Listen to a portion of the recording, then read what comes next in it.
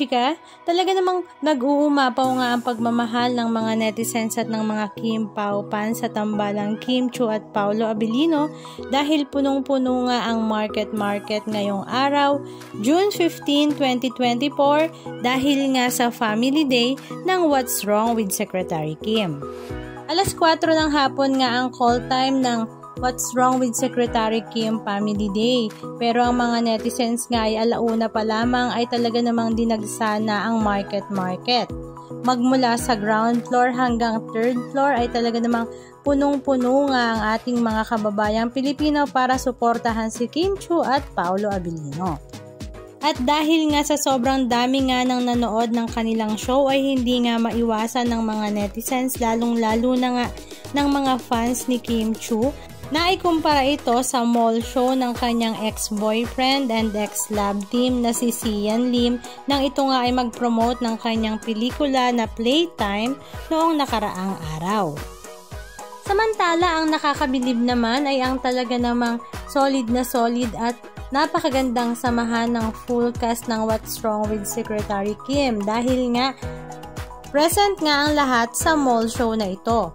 At bukas naman, June 16, 2024, ay pupunta naman sila sa Agusan del Sur para nga sa Naliyagan Festival. Halika at panoorin natin ang ilan sa mga video clips ganap na kanilang ibinahagi.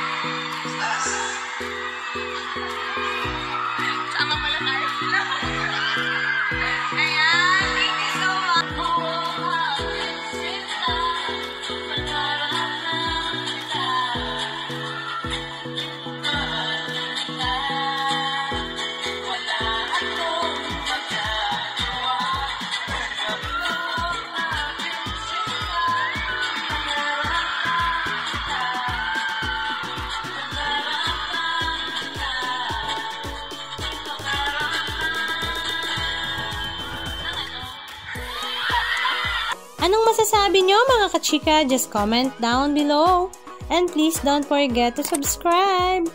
Thank you!